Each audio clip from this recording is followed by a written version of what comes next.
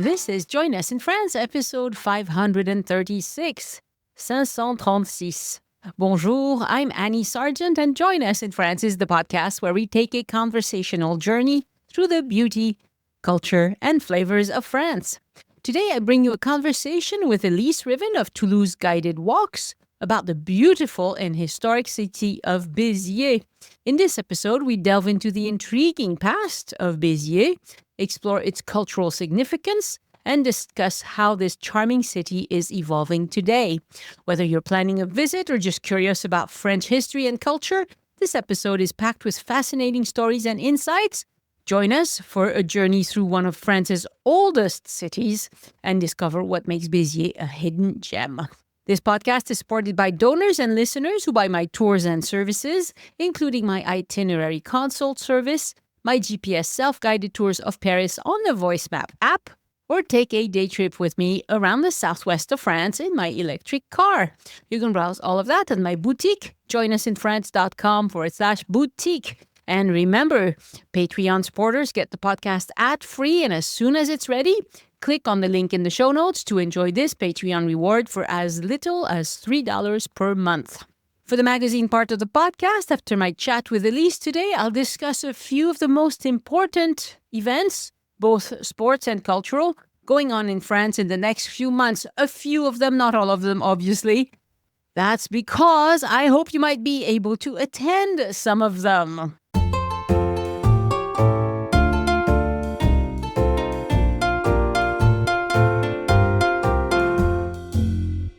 Bonjour, Elyse. Bonjour, Annie. We are going to talk about the city of Béziers today. Mm-hmm. We were just there a few days ago. Yes, we were. So we wanted to record it while it's fresh in our minds. It's not going to come out for a while, you know. But it was a very nice visit. It was late in December on a Monday. It was cold. And still, it was really good. It was very nice. And of course, it was indeed cold. But because Béziers is very close to the Mediterranean in the southwest of France, once the morning fog blew away, it was a beautiful blue sky. Right. So we left the house, picked you up at what, 8:30 or something? Yeah. And we drove off towards the Mediterranean from Toulouse. We had fog until just a little bit before Béziers. Yeah. And that's par for the course in the southwest of France. We get a lot of fog in the morning. That's just how it is. We do. And then, of course, all of a sudden you have this blue sky, and it was so nice. Yes, lovely place. All right, tell us about Béziers, and I'll interject with things that we did that I found really nice. Okay. First of all, Béziers is, I was curious to look up the numbers because one of the things we were talking about while we were there was just about how big it is. It's hard to judge because it's a city that's built on hills, so it's very imposing. You can see it from the autoroute. You can see it pretty much coming in from every direction. It looks majestic, and it's very, very dramatic looking with a huge cathedral that you can see from far away. But it is, in fact, a relatively medium-sized city. It has just about 80,000 people. Oh, that's a good number. So it's a little bit bigger than Albi, but much, much smaller, for instance, than Nîmes and Montpellier, Right. which are the two bigger cities that are really close by. Right. And of late, I've heard of several expats settling in or near Béziers. It's become a place that attracts a lot of people because real estate prices are not super high, considering that it's very close to the beach and has temperate, pretty good weather most of the year. Most of the year, right. So that's just something I wanted to throw in there. I actually know a few expats who've moved there from other parts of France. So. Yes, one of the reasons being that it is still a city that doesn't have as expensive real estate as, for instance, Montpellier or Nîmes or some of the other places.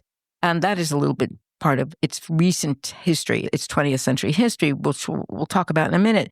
But it's also true that it is very, very close to the sea. It's 20 kilometers from the water. So obviously, it's not that easy if you don't have a car. But I'm sure there are buses and other forms of transportation. Just to get people an idea, if you've never been to Béziers, it's 7.5 hours by car from Paris or 4 hours and 10 minutes by train on the Bulla train, which is the big line that goes right to Montpellier and then down. So it's relatively good transportation. From Montpellier, it's very close. It's 40 minutes by car, 25 minutes by train. And from Toulouse, it's in the paper it says 2:15. I guess that was about right. 2 hours. I would say it took us about 2 hours to get there, It was foggy, so I didn't drive, as fast as you would if it wasn't foggy. Right. Yeah. By train, it's also really quite easy to get to. It's just an hour and a half from Toulouse by train. So it's not that far. But it is indeed very, very close to the sea. It's considered to be Mediterranean climate. The vegetation is mostly Mediterranean. And which it kind of amused me because I hadn't realized that. And I have to confess that having visited almost everything in the area around there, this is the very first time that I'd actually been to the center of Béziers when I was there with you. I don't know why, but it just happened to be. And I thought it was very amusing that as we come in, there are these big, big, big billboard panels that say, Béziers, the oldest city in France, So this is now one of their selling points. I'm not sure. It's interesting from a historical point of view. I'm not sure how much of a selling point it is, to be honest. Really, but I was curious about it because, though in my mind, aside from all of the cities that were built basically under the Romans, which of course includes Toulouse and Lyon and even eventually Paris, in my mind, of course, the oldest, of course, was Marseille because it was started by the Greeks. So it turns out that in the last, I don't know exactly why, I guess because archaeologists always have to find something to do, and a place to dig.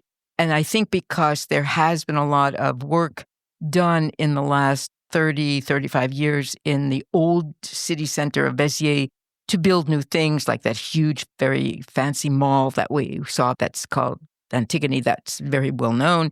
In the digging, as often happens, they discover things. That's, of course, how they discovered a lot of things here in Toulouse. And it turns out that it became very important as discovery, and they brought in a lot of archaeologists because they found, and this is really in the old part, so very close to where we were walking around and had lunch, there's a kind of an underground ruin of what was basically a Greek city. They were surprised, actually. I think that the historians and the archaeologists were surprised. There probably was something written about it. The Romans were good at writing down everything. But it turns out that it really dates from just about the same time as the Greek establishments of the colonies and the trading centers at the coast along the Mediterranean in Marseille. And they found enough evidence that apparently Béziers was a huge center of ceramics. And one of the things they do with things like archaeology is to get an idea. I don't know if you can carbon date ceramics, if there's nothing organic on them, but they test by comparing styles. If the style here is the same as the style there, if they use the same kind of stuff on it, then it means that there's obviously been contact and it's more or less contemporaneous. So it turns out that Béziers can go in and do a battle with Marseille and claiming to be the oldest city in France. Yeah, I'm not certain, but they are cleaning it up very nicely. Yes. Well, they actually have to. And of course, one of the reasons why is because starting with its most recent history, instead of working from the very, very back end going up, Béziers is a city, and it's really typical of a lot of the cities in the southwest of France, not necessarily in Provence. Provence is a little bit different. I'm not sure exactly why. But a lot of things changed, and a lot of these areas around Nîmes, around Béziers, and around Montpellier sociologically changed enormously because of the war with Algeria. And what happened was, of course, after the war was over and Algeria got its independence, I'm not sure whether to use a passive form or not. Did it gain its independence or was given? I'm not sure. What happened was, of course, there was a huge influx of people known as Pieds Noirs, which of course you know all about because that's part of your family. And those were the people who were basically European, but who had been living for several generations in Algeria. But there was also a huge influx into this particular area around Béziers and Montpellier and Nîmes of Algerians. And that was because of the fact that this is the largest wine growing area of France and a huge agricultural area. And because a lot of people who were originally from Algeria came over, bought land, and developed even more of the vineyards. So it became an area that had a huge immigration population. Right. And immigration population means lots of changes sociologically, lots of changes in what the cities look like. And eventually going from the 1960s up into now into the 2020s, the poor population coming in lives in the poorer neighborhoods, obviously. And then what happens is once those start getting gentrified, there's a need to find other ways of housing them. And so Béziers is a city that basically has gone through a flux of up and down, where it was basically not in great shape after World War II. And its economic status was not that dynamic. But the influx of the population created a huge dynamism connected to the wine industry, but then it created problems with having so many immigrants. And so now what's happening is they're gentrifying the city center, and they're trying to create a better environment, because a lot of the old buildings, and that was one of the things I know we talked about as we walked around, you can still see are not in great shape. They're very old, they're very beautiful, but I guess it takes a lot of money to sort of gentrify and fix up the whole old city center, you know. Yeah, I think they'll get there. What we saw that was pretty impressive is that they've developed a walking path between the Canal du Midi, because it ends, it comes through Béziers. Right. And there's 9 locks in a row, which is one of the things that we recommend you go see, all the way from there to the old bridge. Right. And going through the city. And they've developed this voie douce. So it's a walking path, and you can go obviously with bicycles or whatever, but no motors. And it's a lovely walk. And in the parts where it's steep, they've put in elevators. Yes. Unfortunately, one of them was not working, and I was not about to go down 200 steps to... So we got back in the car because I knew coming back up was going to be, it hurts my knees both ways. Hopefully, this elevator problem will get sorted out. And it's a very nice voie douce. It's a very pleasant walk. And I think that's one of the reasons why it's attracting more visitors and more new residents as well, because it's improving its quality of life today. The city of Béziers has, of course, a big chunk of the Canal du Midi, and it also has a very beautiful bridge called the Old Bridge, which is very original. What is the title? But it is actually very beautiful, and that is down, and it's across a river called the Orbe, O-R-B, which that and the Aude, A-U-D-E, which of course is the name of the department, are the 2 rivers that basically run through and circulate around Béziers, and that is where that all meets up with the Canal du Midi. So there's a lot of waterway down below. One of the things about Béziers is that it is indeed steep. It's hills. So when you go to visit, for instance, the oldest parts of it, they are up on top. That is the cathedral and the walkway, which is the huge alley Jean Jaurès, and the market, the covered market that we went to that was really great. Yeah. So like every French town, it has a Les Halles. You can always search for Les Halles in any town where you are visiting. We usually have one in the, bigger towns. And they've renovated them very, very nicely. Beautifully. And it's reopened, I think it was mid-November 2024 when they reopened. Yeah. And what they did that I think is very, very smart is that they left space for tables and for people to sit. And so people, even on a Monday at late December between Christmas and New Year, you had people enjoying some food, oysters, some wine. We had couscous and a tagine. Yeah. There's a couscous tagine type of place, which it was very good. You can enjoy sandwiches. I mean, all sorts of food. And there were people having lunch at Les Halles, which I think is brilliant, because most places in France, it's a place where you go buy food and you get out to cook it. This, you can do that. There's some places where you can buy, the cheese, the fish, the normal things that you find at Les Halles. But they also have food vendors, and it's more like a kind of a food court sort of thing. And the prices were not super expensive. I think we paid 16 or 17 euros for our lunch. It was great. It was lovely. Yes, it was very nice. To our great surprise, actually, because on the outside, on the doorways, it says it's closed on Mondays, but because it's the holiday and because it was the day before New Year's Eve, they kept the food court part open. There were quite a few people inside, and it was really quite lovely and very, very varied in the foods that you could have. So obviously you could either eat in or take out. And it was very nice. And it was also interesting because we did, neither of us really knew Béziers. So we were kind of wandering a little bit in terms of trying to figure out where the things were that we were trying to go see. And it turns out that it was very close to a church called the Church of the Madeleine, which it is a special church. And we couldn't get in. Unfortunately, that was closed. It was locked up. A very, very, very old church. Parts of the stone on the church goes back to the 1100s. And it turns out that this church, not the cathedral, much to my surprise, is the church associated with the terrible massacre that happened to the Cathar, which is part of one of the most important episodes in the very long history of the city of Béziers. Right. So we did 2 episodes about the Cathars. Once was kind of the story of the crusade against the Albigenian? Albigenois, but I don't know how to say that in English. The Cathar from Albi. Yeah, but you'd have to really say, I think. So the crusade against the Cathars, I guess. So we did 1 episode about that. And the other episode was about Cathar kind of beliefs and why they stood out so much.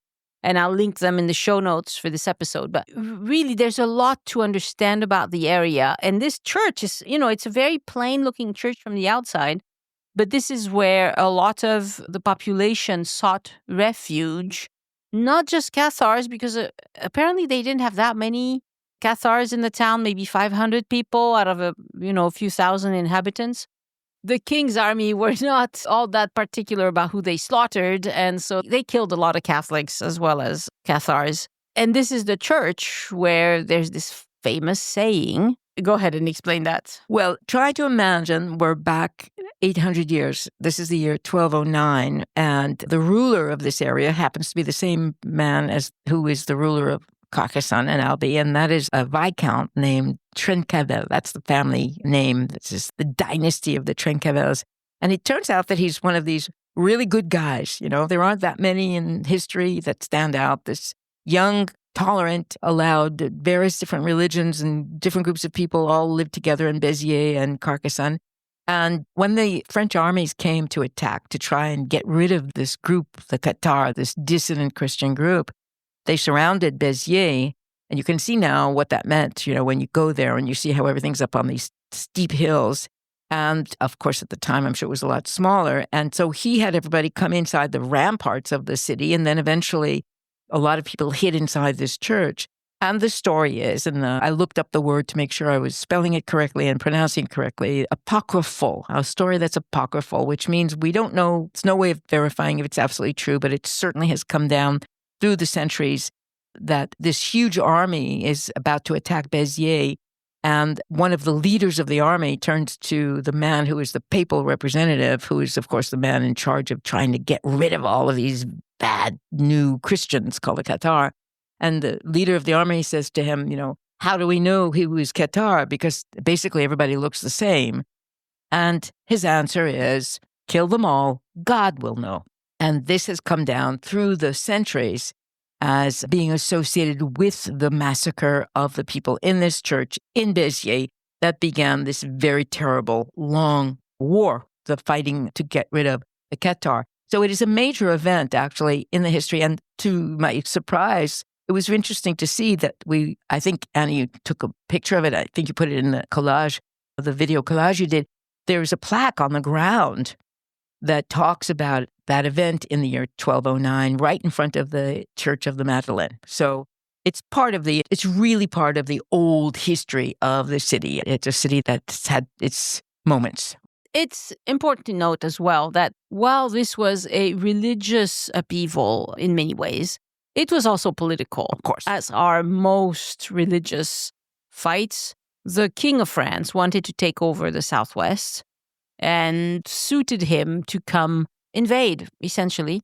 And the king wanted to get rid of this pesky minority religion that attracted a lot of people. And so they joined up, and they were pretty much unstoppable. Yes. And of course, historically, one of the problems and one of the reasons why they did manage to eventually win and take over this whole region, which is a major, enormous area, the whole Languedoc-Roussillon, is because the Viscount de Trencavel, who tried to create a big army to fight against them, he went to his cuz, the Count of Toulouse, and he went to his other cuz, who was the Count of Barcelona, who was also the King of Aragon. These were all related. They were all related by marriage and everything anyway, and asked them to join him in fighting against the French army and the French papal army. And they both said no. Right. And so he was left with whatever soldiers, and we could imagine these are knights 800 years ago, and people that he had, and it was simply not enough to fight against this enormous army. So you're absolutely right. It was very much a political thing, and it was also very much a divide and conquer thing. And it is a very big part of the mythological and real history of the city of Béziers. But other than that, there were lots of things to see, and part of that was connected, of course, to the Canal du Midi. As you mentioned, we had to kind of go back down by the car because we really couldn't deal with going down and coming up on these zillions of steps, unfortunately.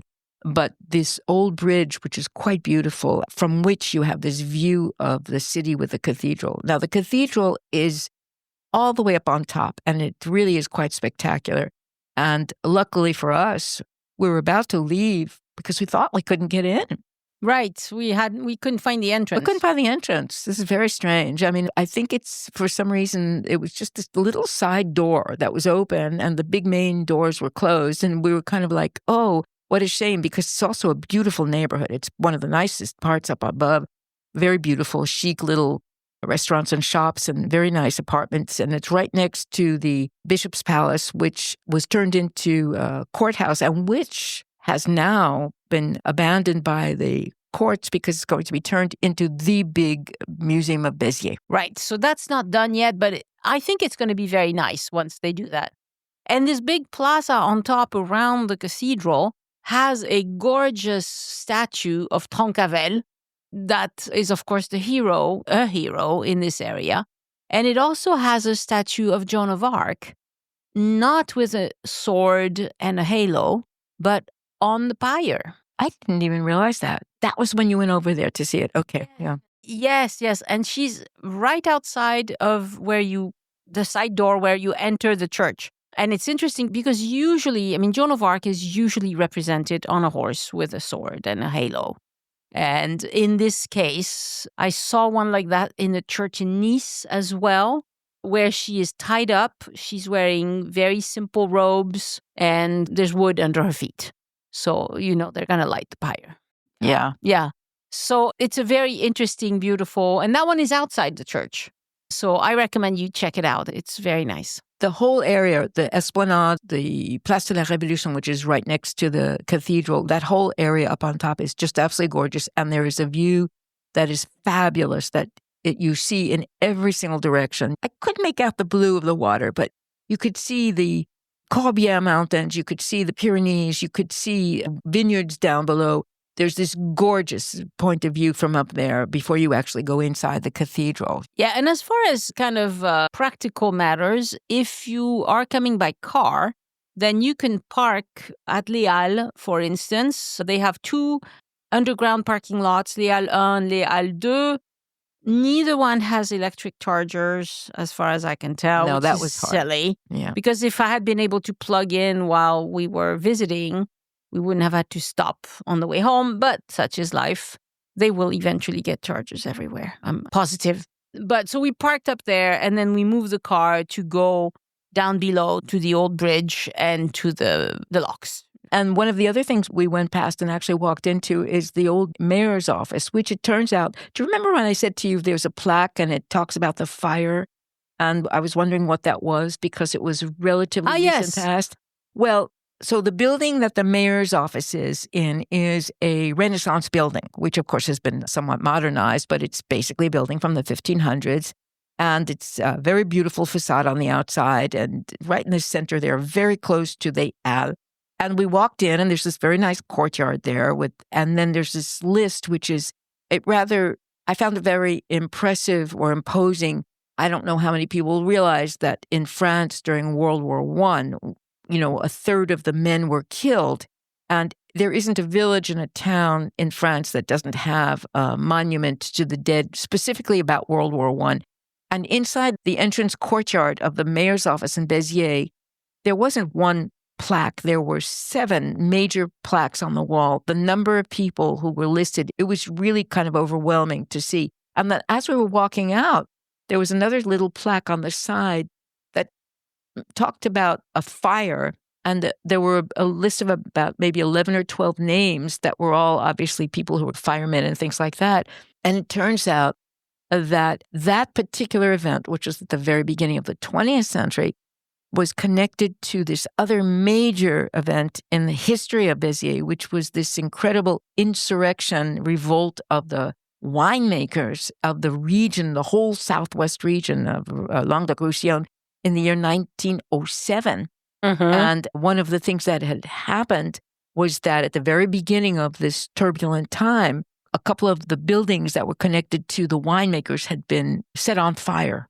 Some of these people died in trying to save buildings in the old city center of Béziers. And so that was a plaque for them on top of everything else, because it doesn't explain what it's for. I mean, it just gives you these people, you know. Béziers is still, aside from what other economic activities it has, it's still one of the major centers in the middle of this vast wine growing region. And for many, many years, for maybe a couple of centuries, ever since basically the end of the 1600s, the majority of the wine produced in France was from the Languedoc-Roussillon area. I mean, Bordeaux is a smaller area, and it was mostly wines that were more expensive that were being shipped to the English because they controlled most of the Bordeaux area. And we're not talking about Champagne, which is a little bit different anyway. But the biggest part of normal table wine production and the wine that everybody used as a regular basis was around the whole region around Béziers. And so it became known as the capital of winemaking. Sure, yeah. And this is part of what happened when there was this huge political problem that developed into an insurrection, and then it culminated in these events that took place in 1907. Right. And I'll let you tell us about that in a second, but I have some history in the area because I spent many, many summers near Valras-Plage with my parents. Probably it started when I was 7 or something, and all the way to 15 or 14 or something. So several summers. And we would spend the whole summer there. What happened is my parents bought a piece of land that used to be a vineyard. So they were pulling out the grape production stuff because they couldn't make any money at it anymore. So this was probably, if I was 5, 6, 7, it was the early 70s. Okay. They had sold this piece of land. My mother was always on the lookout for things to buy. She was a good investor. And she had bought this piece of land almost sight unseen. And then first thing we did is we started pulling out all the grapevines, which my dad just rented kind of a tool for a few days to do that. Then we piled them up and somebody came and got them. There's a whole story to this. And then he set up this area with a dry toilet. We had trailers. We had a little place where we could store his tools and camping beds and things like that. It was like a little campsite, private campsite, I guess. It didn't have electricity. It didn't have water. It was really rustic, but it was fantastic because we could go, and as soon as school was out, my mom would take us. My dad worked a lot, but my mom would take us, and she felt safe there with her 3 little kids, and we would go as soon as school was out, and then we'd go home 2 days before school started up again. So we spent 2 months there every summer, going to the beach every day, all day. It was fantastic. And so occasionally we went to Béziers to get this or that, but not very much. We mostly spent time at the beach. And it's true that all the land around us was agricultural land with grapevines, and they were all getting pulled out because they couldn't make a living at this. No. Yeah. They couldn't. In fact, it's interesting to know that the decline of the region in terms of being an important wine-growing region, basically it began at the very end of the 19th century and just basically continued until almost the very end of the 20th century. And it has now, of course, changed because now the quality of the wine is different, and it's gone back into being a region that has wines that are considered to be good wines as opposed to just being, your basic table stuff, Yeah, they've come a long way. Now the Corbière wines, there's some that are they're very nice. They've really put a lot of effort into it, but it used to be like this cheaper wine. Right. But as French people drink less and less wine, and foreigners don't want to buy cheap, crappy French wine. So they've had to increase the quality. And by now, it's pretty good from the Languedoc. It's very good. I was so curious about what was the reason for this insurrection, because it's the kind of thing, if you don't study this area, you're not going to know about it. It's not part of general information that people talk about, things like that. And it turns out that starting at the very end of the 19th century, in the very first decade of the 20th century, there was an overproduction. At the same time, there was the disease with the phylloxera, and there were all these other problems. There was this constant desire, and apparently the government, they allowed a certain amount of traffic of putting chemicals into the wine and of putting extra sugar into the wine. And at the same time, they were importing enormous amounts of wine from Algeria. And this is really interesting. So what happened was the quality of the wine was going down. And at the same time, there was an importing of so much wine that the prices were going down. So all of these thousands and thousands of producers could not make a living anymore. Right. So probably they were importing very cheap wine from Algeria. Right.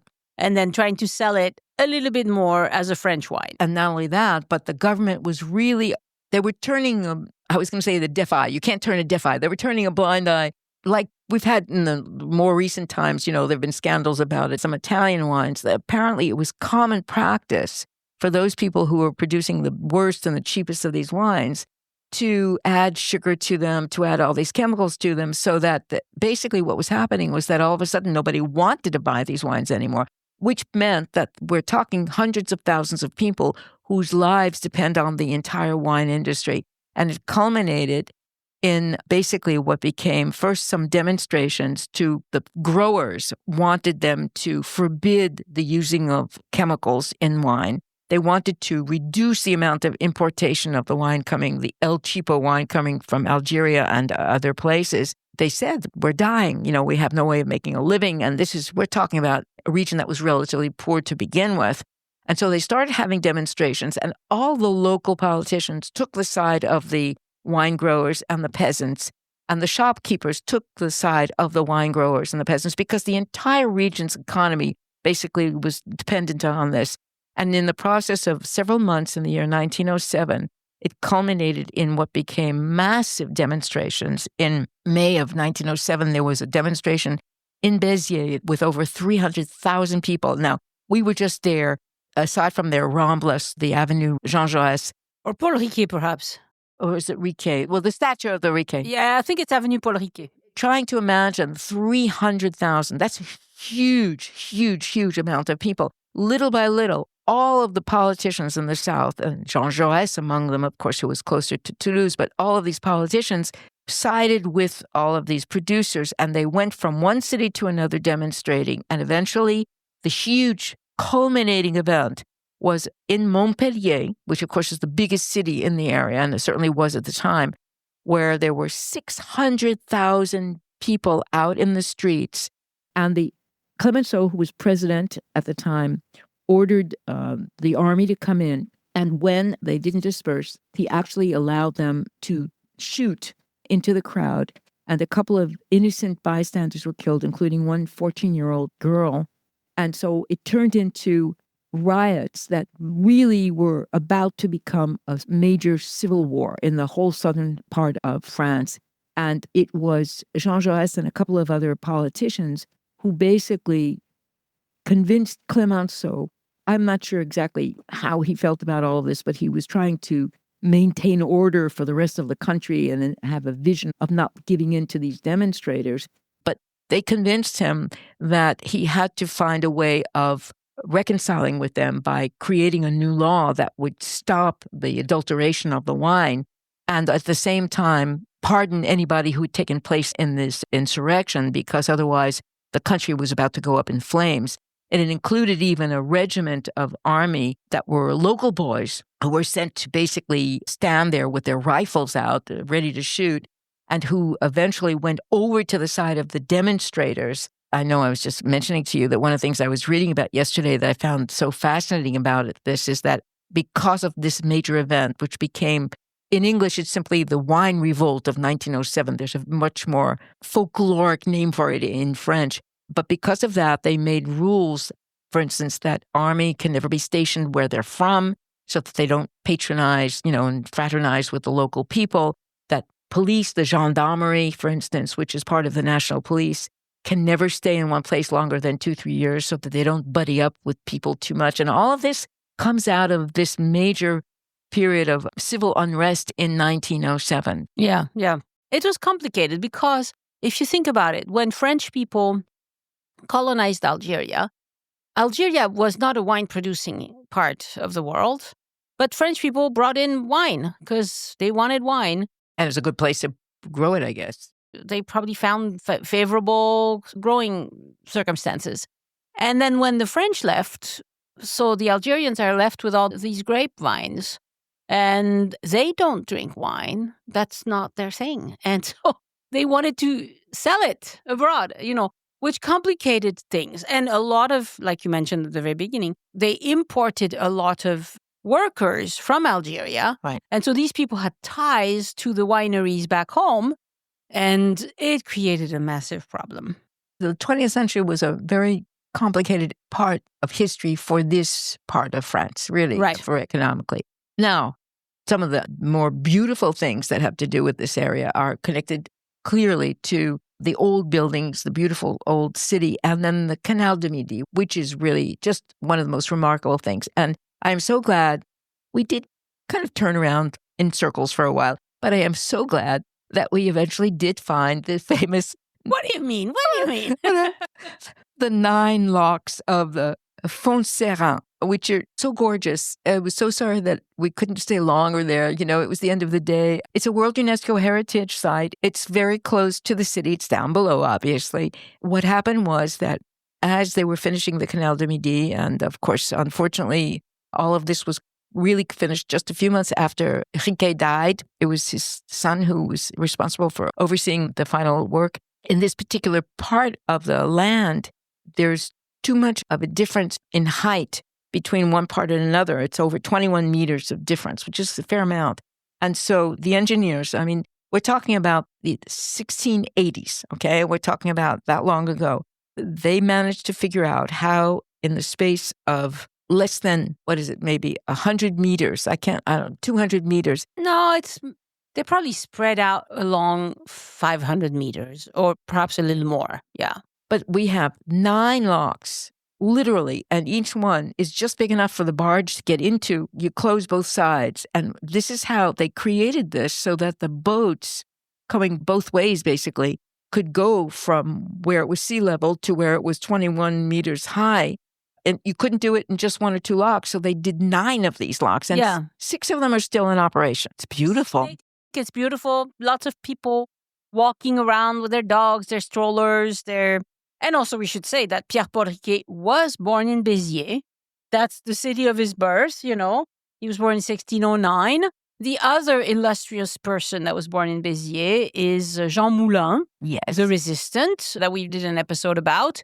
It's an important city. It's an important city, and there is a very small, unfortunately closed because it's the holidays and it was a Monday, but there is a very small museum for Jean Moulin, which is in apparently the house that his father had in Béziers, and it has a lot of his artwork because in spite of everything else, on top of being the major resistant and real hero, he was also an artist. And right, he liked to draw. He liked to draw. A lot of his work is kept by his father in the house. The history of Béziers is rich, it's old, it's varied, it's got all of this beautiful nature with the locks, with the canal, with the walks along the river, and then it has all of this, which always fascinates me, the old, tiny, narrow little windy streets in the old Upper Bridge. Yes, and it really has a lot of those in the hyper center, and some of those, I wouldn't want to live there because the houses are so close together that you don't get a lot of sunlight. They're too close together. They're real medieval. Yes, yeah. They are medieval. But the city is just really interesting. And I can only see it gentrifying and improving exactly over the next few years because they really love their mayor in Béziers.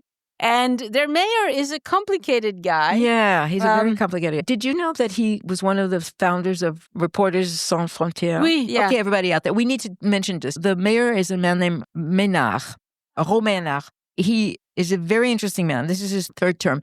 he is right-wing, rather right-wing. Right, but he started as left-wing. But he started as left-wing, and he was one of the founders of what is an incredible thing called Reporters Without Borders, which is an incredible organization that defends the freedom of press and journalism everywhere in the world.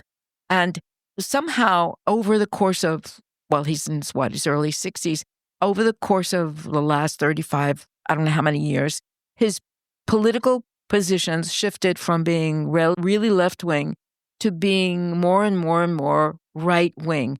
He is the mayor of Béziers, and he is uncontested as the mayor of Béziers. People love him. People love him. People love him. And he has been responsible for most of the projects that help the gentrification, for bringing in people, for doing all these things to make Béziers a nicer place to live. Because when he took it over, it was really in bad condition and was economically depressed. The whole city center was falling apart. Of course, it's much easier to deal with creating new outer things like the huge shopping center than to work on fixing up things, because it takes a lot more money to renovate an old building than to build from scratch in a way. But he's a very strange and enigmatic person. Everybody in France knows about Ménard because... Well, he's well-spoken. He's well-spoken. If you hear him on the radio, he makes sense. Yes. And also, he's a populist, okay? There's no question that he's a populist. But he's the kind of populist who's not trying to take advantage of the situation to make a bloody fortune for himself, which is what most populists do. He actually is using the funds that he can raise up to help the population. Right. All of the population.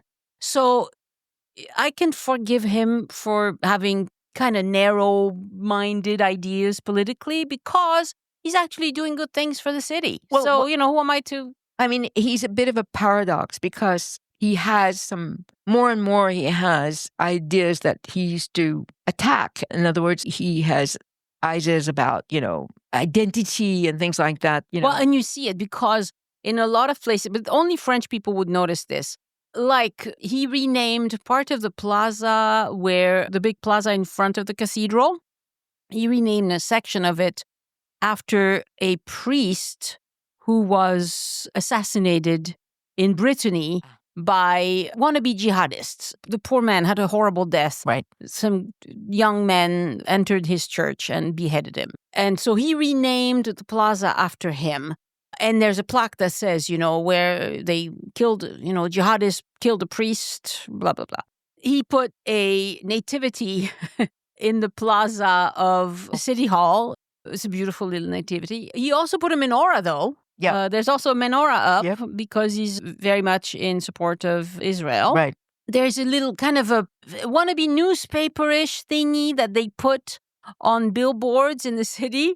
And if you read it, which I did, at the very bottom, it says that 78% of ecologists, so Green Party people, buy their Christmas decorations from China.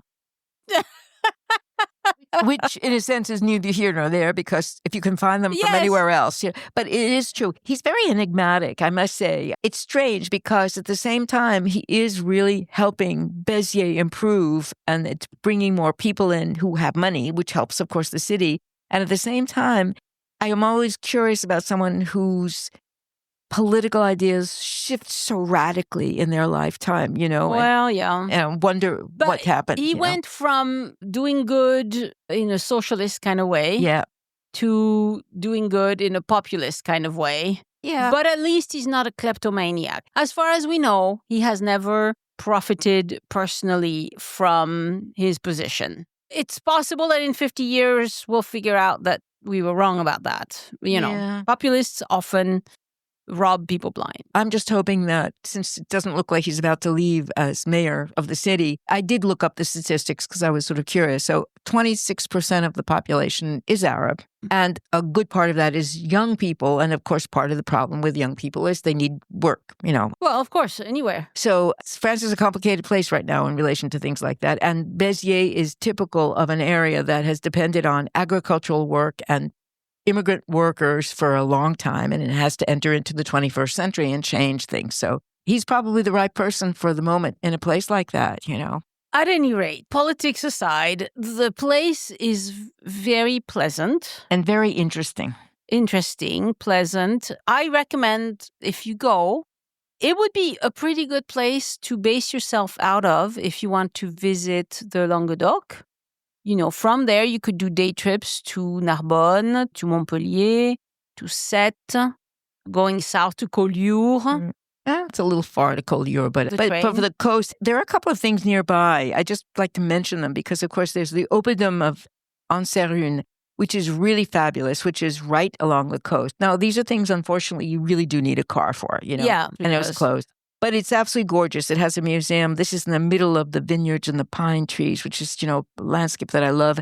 And it's really an oppidum, which is, it was a Gallic fortification before the Romans came. And it's really fascinating to see what they've done there with the museum. And also, there are two abbeys nearby. One is Foncaude and the other one is Malalongue, which are beautiful, absolutely beautiful. These are all very, very similar. And say that again, Malalongue. Malalongue. Right outside, between Béziers and Montpellier. Okay. You put that in your show notes, right? And the Chateau Laurence, which I visited with my husband in Agde. Chateau Laurence. Yeah, and which is this fantasy built by this very rich man at the end of the 19th, beginning of 20th century that's just reopened. It's one of these, gorgeous, delirious things, really worth visiting. One thing we didn't mention, we mentioned briefly the Rambla, so they call it Rambla Biterroise. Yeah. Rambla is a concept that's very important to the Spanish and to Catalans. And of course, French Catalan country is not very far from Béziers. And they have this long avenue with the center of it is pedestrian. Very and then beautiful. You have trees. Yeah, and Béziers went through a period where it wanted to be Paris. And so they kind of widened that one avenue, Avenue Paul Riquet, and they have buildings that kind of look Haussmannian. Yeah. A few of them anyway. They also built this park, le Parc des Poètes, which it kind of looks like a Paris park. It's a hill. It kind of looks like Les Buttes Chaumont. Right. And I've heard people from Paris say that it's actually very much nicer than Les Buttes Chaumont, which, great. We didn't have time. We only had a day. So that's the thing. If you are going to go visit Béziers, I would recommend you arrive in the afternoon, spend the night, spend most of the day the next day, at least to just see Béziers. And then if you're going to stay there, as a place to center yourself out of, to go see the rest of the area, you don't absolutely need a car to see many things, but to see some of the things, you need a car. If you have children with you, you could go to Valras Plage, which has totally changed. We spent an hour, no, not even an hour. I was hoping to charge and somebody beat me to it. Dang it. The waterfront is very nice. It's a beautiful sandy beach. There's little restaurants along there. It's a very nice beach. So if you're with kids, it's a great place to spend a few days just enjoying the beach and doing day trips, going to see. But I don't think Valras Plage has a train.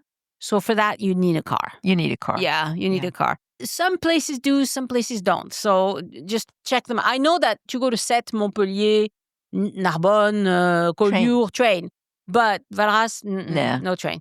One last thing. I didn't really make it a list on the show notes, but there's really great food there. And a lot of it, of course, comes from the sea. But of course, there's also a lot of, the mayor was born in Oran in Algeria. Right. So there's couscous. I mean, It's wonderful Mediterranean cooking and lots of oysters and lots of shellfish and lots of all those TL, which I absolutely love. Yeah, les TL de Sète. I love that. I don't love them. I find them too dry. Add a little sauce to it. But it's really a great area for food, and it's not that expensive compared to some other parts. No, really. If you compare the prices in Béziers compared to Nice, right, it's night and day. It's night and day. Night and day. And in Béziers, you don't have people on top of each other like you do around Nice. But I'm talking as somebody who likes a bit of land or, a bit of a garden, whatever. I think you can do that in Béziers. In Nice, good luck finding a place. They're all on top of each other. They're crazy over there. For the moment, I think that Béziers has not suffered from over-tourism. No, it really hasn't. But, if you're exploring the Southwest and possibly a place to call your own. I think Béziers area is a good place to take a look at. The oldest city in France. That's right. We've decided. Sold. It's the oldest city in France. It's the oldest city in France. Merci beaucoup, Elyse. De rien. Au revoir. Au revoir.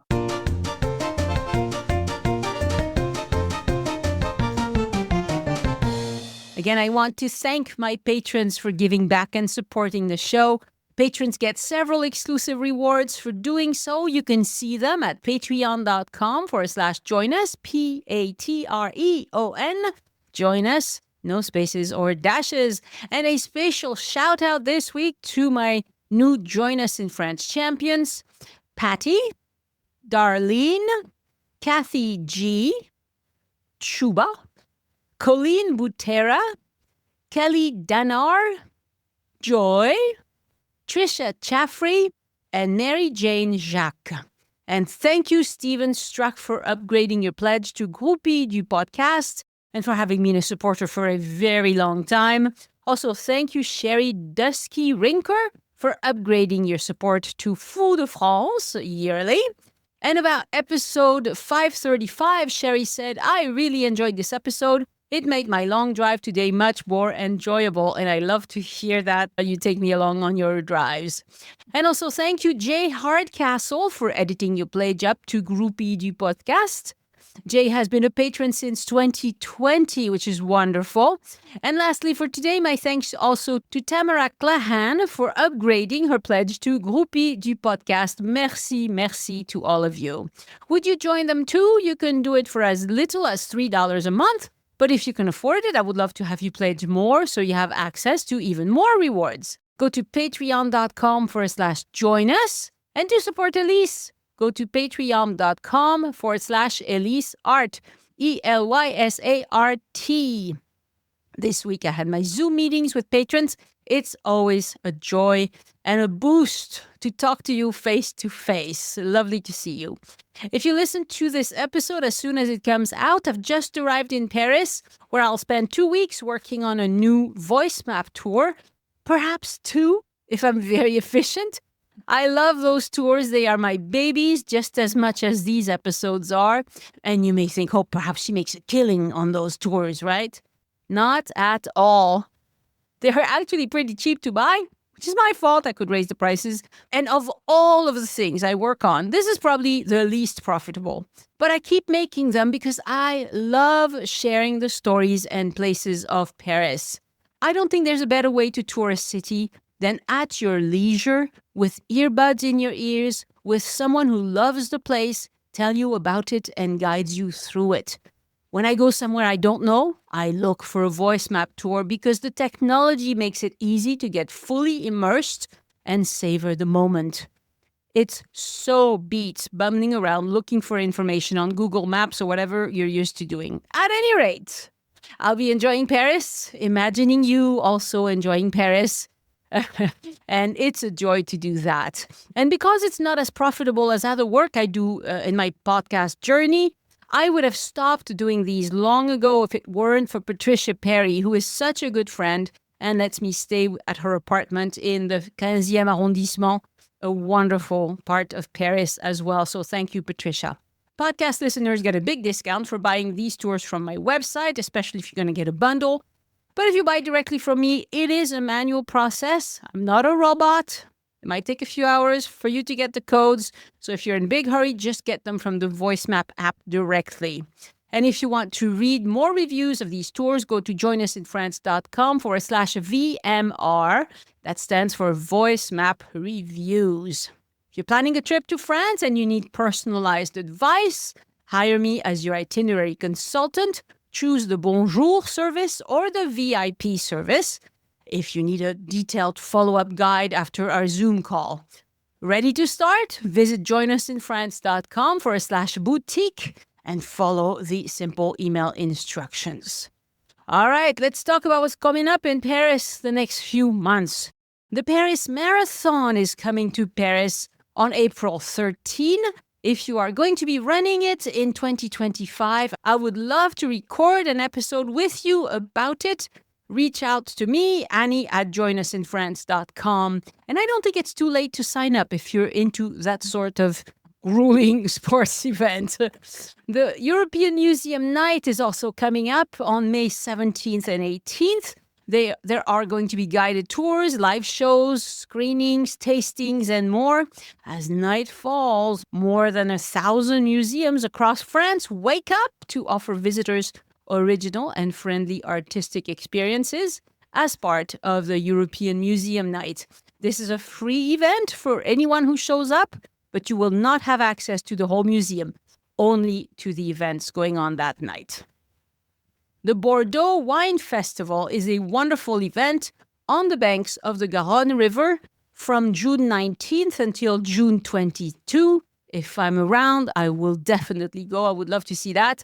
They showcase Bordeaux wines, but also wines from the entire region of the Nouvelle-Aquitaine and also local produce. This provides visitors with an exceptional chance to encounter wine growers and vendors who are eager to share their passion. Also, it's an excellent opportunity to explore some of the most esteemed names of Bordeaux wines, including Saint-Émilion, Pomerol, Fronsac, Médoc wines, Grave Sauterne, and Mouton Cadet, Baron Philippe de Rothschild, among others. You get a tasting pass so you can enjoy trying some of the wonderful wines as well. For the gourmet food part of this event, you'll be able to enjoy local cheeses, charcuterie, duck, artisanal ice cream, the delightful cannelé from Bordeaux, and fabulous oysters from the Arcachon Basin. You'll also be able to visit 3 amazing historic sailing ships: Le Belém, that's a French 3-mast ship; El Galeon, a replica of Spanish galleons that you've heard about in pirate stories; and the Santa Maria Manuela, an amazing Portuguese 4-mast fishing vessel, but an old one. And if you're coming to France anytime this summer, you have a big event to look forward to. They are calling it Cézanne 2025, and it will take place between June 28th and October 12th. Here's what I found out about it. In 2025, Provence is preparing to celebrate one of its greatest artistic heroes, Paul Cézanne. The Cézanne 2025 event invites visitors to discover Aix-en-Provence and the surrounding area through a journey into the world of post-impressionist master and precursor of modern art. It's a unique experience combining exhibitions, art trails in the heart of nature, and the Provence vineyards. Much of this will take place in and around Aix-en-Provence, where he spent 40 years of his life. The exhibit is going to be called Cézanne au Jas de Buffon, and the Orsay Museum will lend many of its best Cézanne paintings to various museums around Aix-en-Provence. It'll be nice for these paintings to go home for a while anyway. I'll put a link in the show notes for those of you who want more information. And last but not least, the Tour de France, of course, is going to start on July 5th and end on August 3rd. This year, it'll be exclusively in France, and they'll cover 3,320 kilometers in 21 stages. And the Women's Tour de France is going to be starting on July 26th in Vannes and end in Châtel in the Alps on August 3rd as well. So both tours end on the same day this year, which I think is a great idea. And on a personal note, I'd like to share that I had a whirlwind trip to Utah last week to attend my father-in-law's funeral. He was a wonderful human being, a gifted musician and composer, beloved by all in his community. So many people attended. I was astounded. And this was truly the best funeral I've ever attended. There was family closeness, music, beautiful tributes given by the people who knew him and loved him most. It was wonderful. He died peacefully at age 84, and I'm certain he will be remembered fondly forever, and I will miss him. My thanks to podcast editors Anne and Christian Codovan, who produced the transcripts. Next week on the podcast, an episode with master chefs Andrew Pryor, who loves French food. He got me salivating. Thank you so much for listening, and I hope you join me next time so we can look around France together. Au revoir. The Join Us in France travel podcast is written, hosted, and produced by Annie Sargent and copyright 2025 by Addicted to France. It is released under a Creative Commons Attribution, Non-Commercial, No Derivatives license.